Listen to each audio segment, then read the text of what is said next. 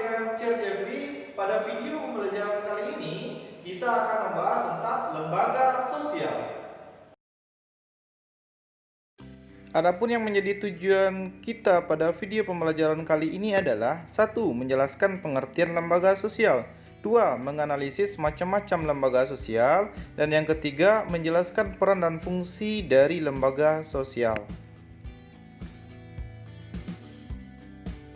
Pengertian lembaga sosial.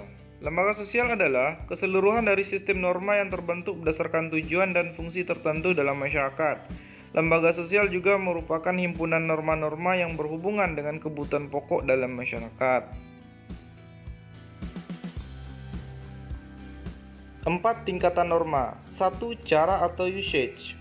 Cara lebih terlihat pada perbuatan individu dalam masyarakat. Penyimpangan dalam norma ini tidak akan mendapatkan hukuman berat, akan tetapi hanya sekedar celaan.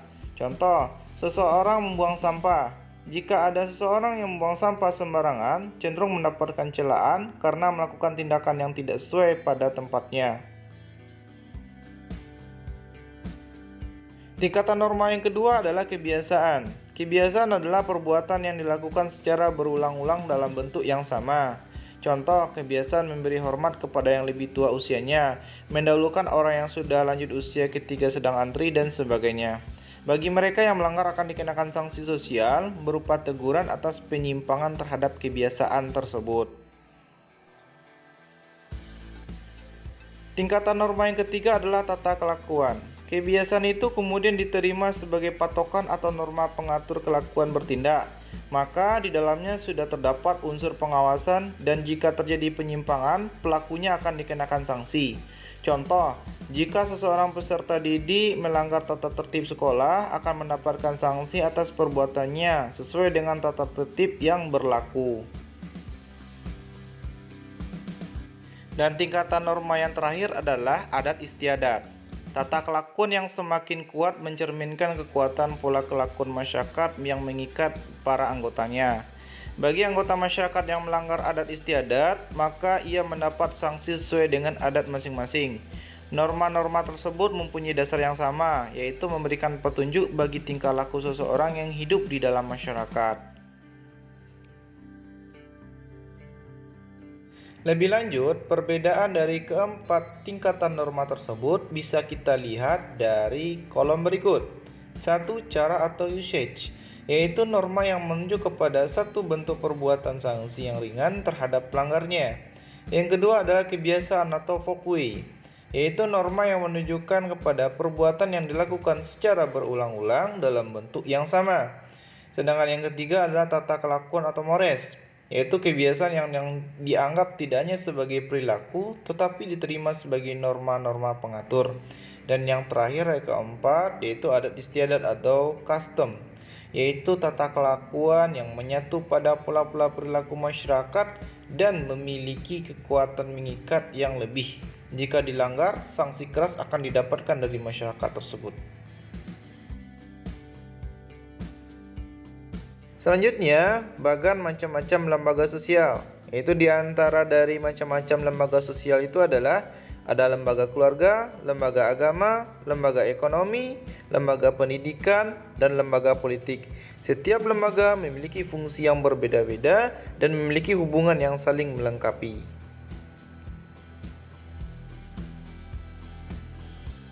Macam-macam lembaga keluarga dan fungsinya. 1. Lembaga keluarga. Keluarga merupakan unit sosial yang terkecil dalam masyarakat yang terdiri dari ayah, ibu, dan anak. Keluarga terbentuk dari sebuah perkawinan yang sah menurut agama, adat, dan pemerintah.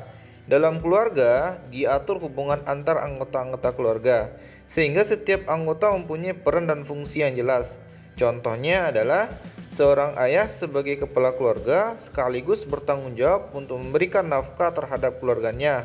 Seorang ibu sebagai pengatur, pengurus, dan pendidik anak-anaknya. Seorang anak harus membantu kedua orang tuanya. Fungsi lembaga keluarga. 1. Fungsi reproduksi.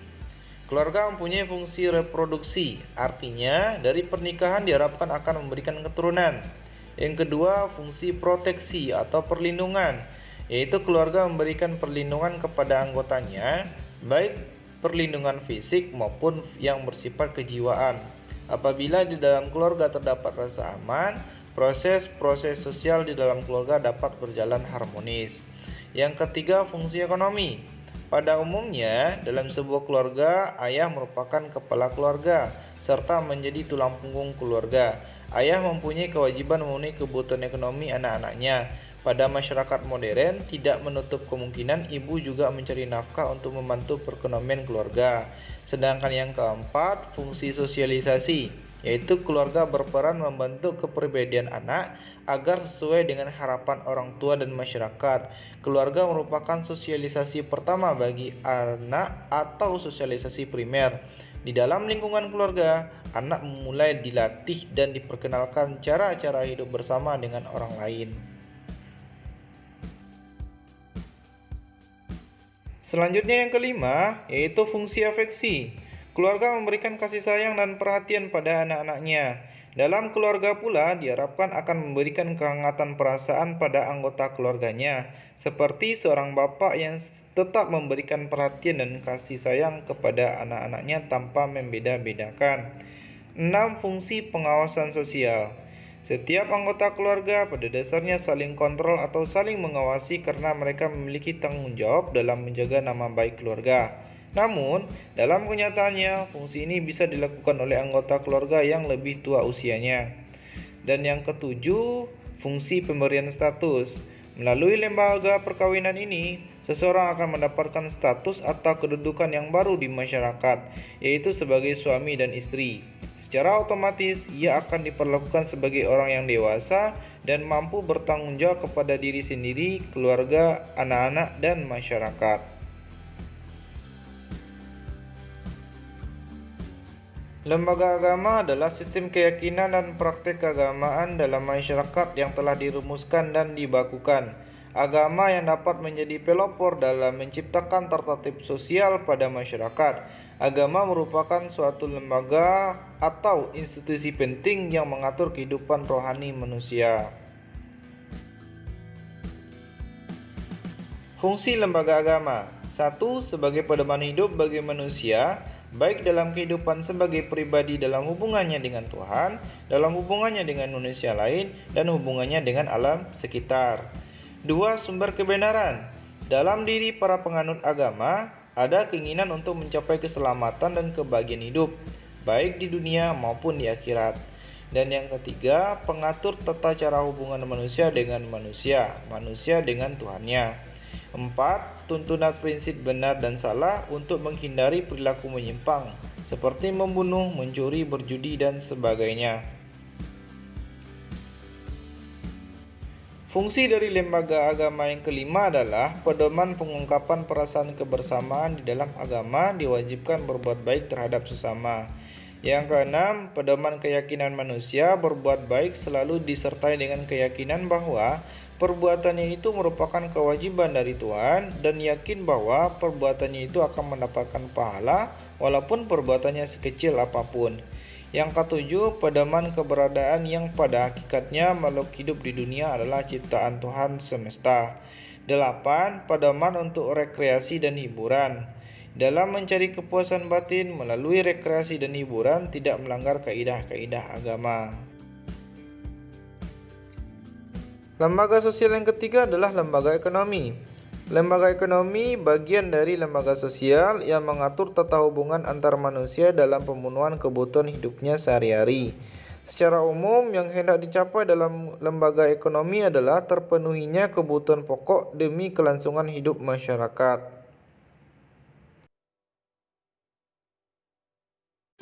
Fungsi lembaga ekonomi. 1. Memberikan pedoman untuk mendapatkan bahan pangan. 2. Memberikan pedoman untuk melakukan pertukaran barang atau barter.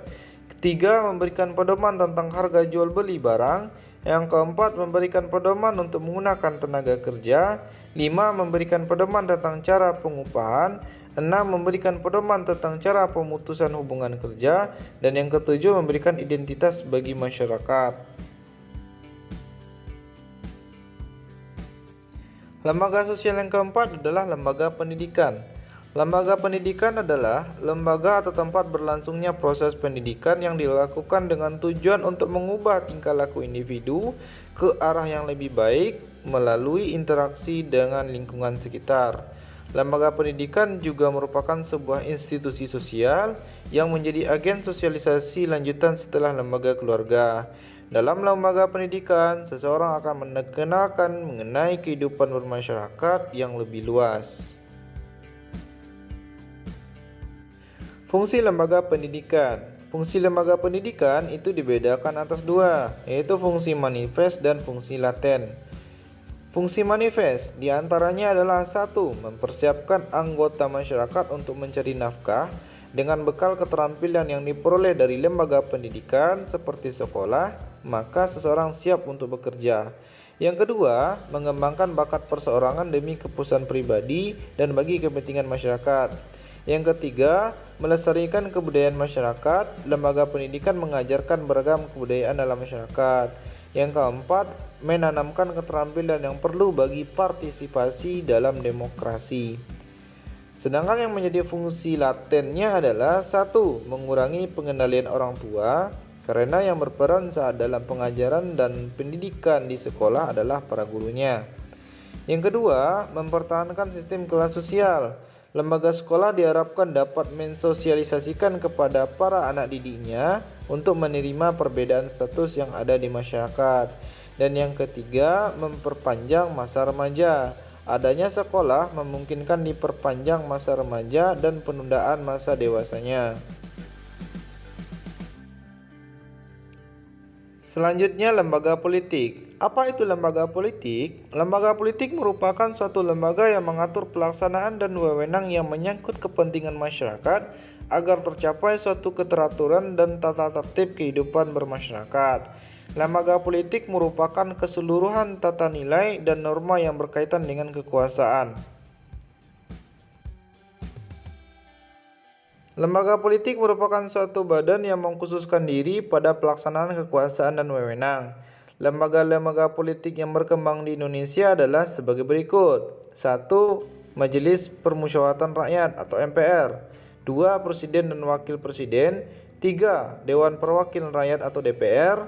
Yang 4. Dewan Perwakilan Daerah atau DPD. Yang kelima, pemerintahan daerah.